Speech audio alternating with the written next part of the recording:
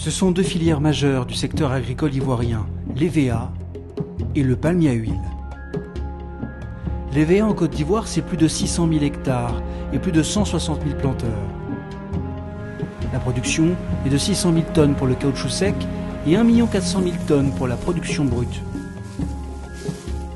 Le palmier en Côte d'Ivoire, c'est plus de 200 000 hectares pour une production de 2 500 000 tonnes de régime et 500 000 tonnes d'huile de palme.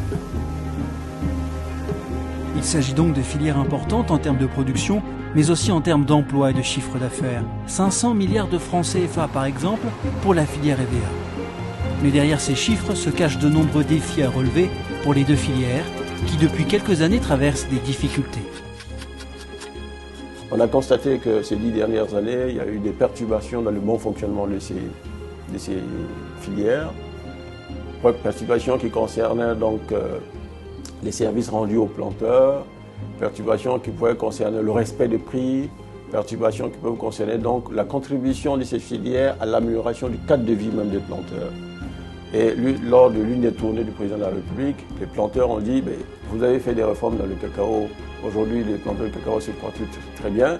Vous avez fait des réformes dans le coton et l'anacarde, là-bas aussi, ils se portent très bien. Donc, à notre tour, on attend donc que vous fassiez des réformes.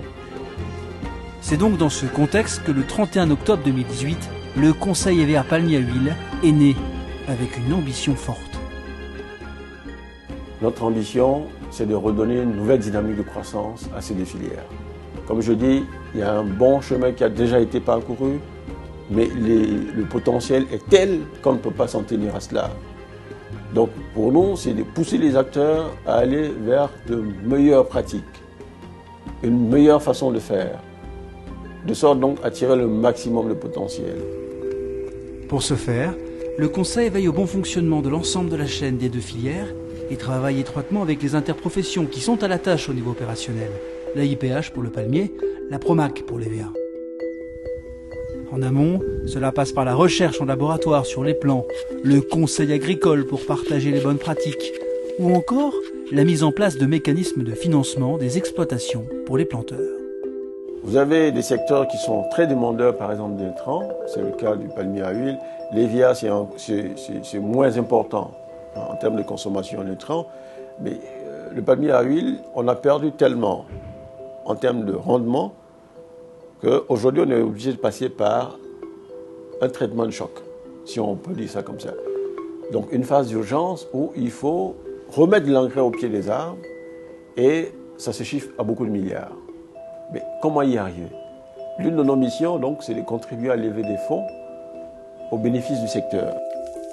Objectif, améliorer les revenus et les conditions de vie des producteurs en augmentant leur productivité.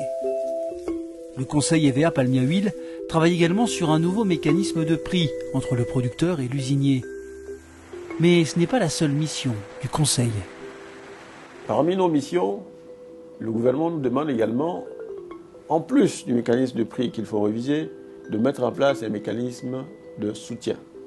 Parce que pour une entreprise, c'est déjà très difficile de s'indexer sur la bourse, de s'ajuster. Mais imaginez pour le planteur, qui demain ne sait pas est-ce que la bourse est orientée à la hausse, à la baisse.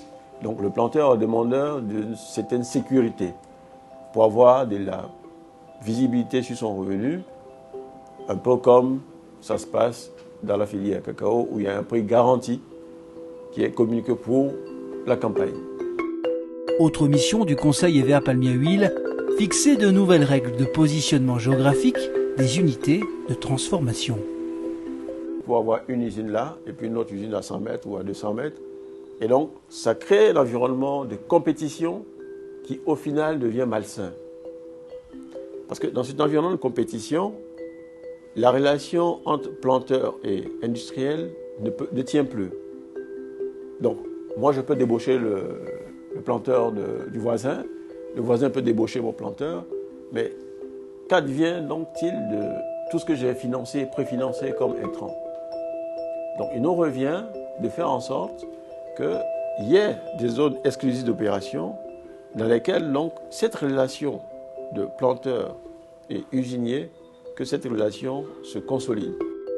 L'enjeu est donc bien de créer les conditions d'une nouvelle dynamique de croissance et de développement. Les deux filières ont encore de nouvelles opportunités à saisir pour grandir. On a une opportunité à saisir en termes de pneumatiques. C'est donc un marché, à la limite, je dirais quasiment à portée de main, parce qu'on a la sous-région qui est totalement à portée de main en matière de pneus.